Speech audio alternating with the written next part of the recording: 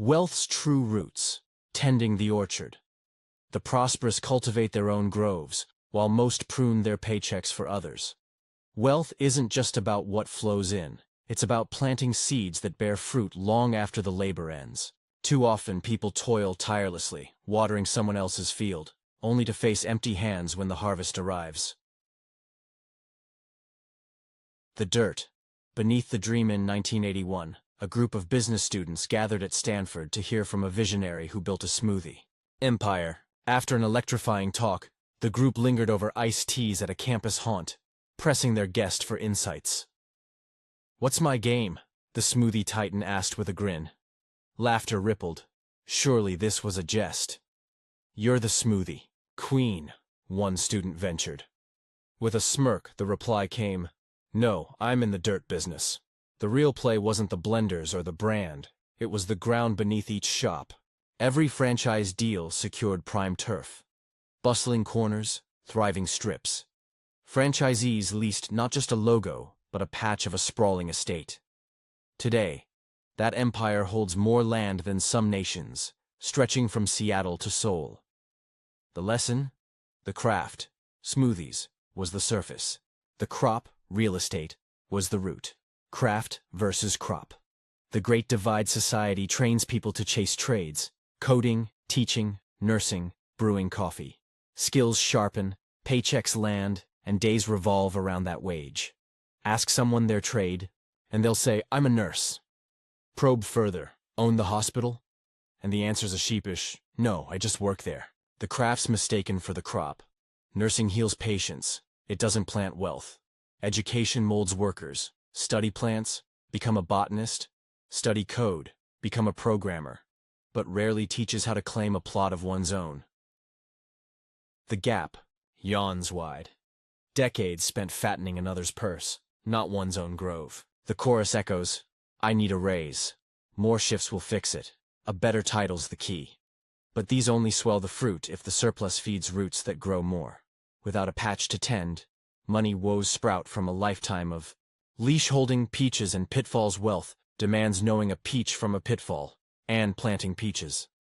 The savvy nurture orchards, assets that bloom without constant babysitting. The rest clutch stubs, trinkets that wither fast. A new bike sheds value rolling out the door.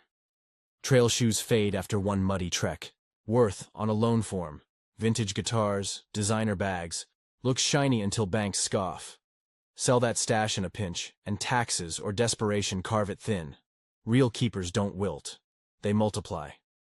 When layoffs hit and trimming fat became the anthem, many learned their prized treasures. Split-level homes, hulking SUVs, pricey boots were traps. No gig, no buffer. Those gems couldn't stave off the fall. Slash costs, shed debts, and stack sturdy roots instead. Teach the young to spot peaches before rent, loans, and life tether them to a paycheck. Seeds worth sowing.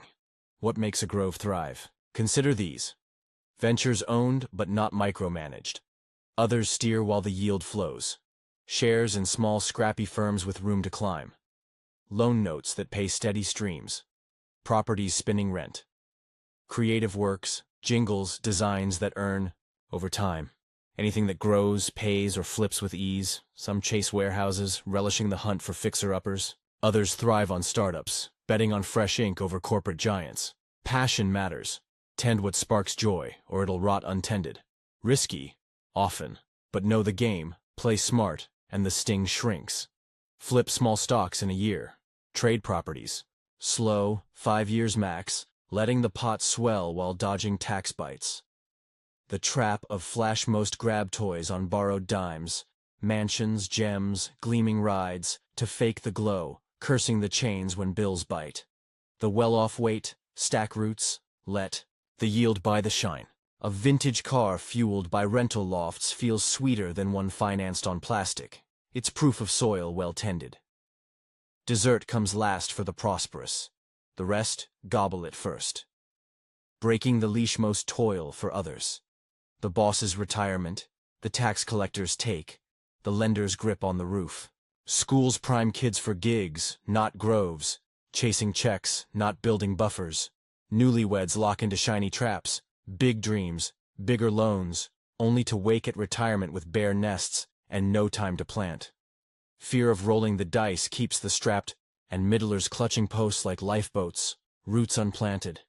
The elite's edge once a patch blooms, a quieter secret emerges, the vine that sets the prosperous apart. It's not just earning more, it's owning more. Every buck in the orchard works tirelessly, growing without aging. Keep it there, stacking yield. As juice flows, splash on treats. Tend the grove alongside the grind. Swap lots, bet on microfirms, master the numbers, and an empire takes shape. The takeaway money pinches stem from watering someone else's garden. The savvy tend their own, planting peaches, not pitfalls. Keep the trade, but so real keepers. Wealth isn't the paycheck. It's the plot that outlasts it.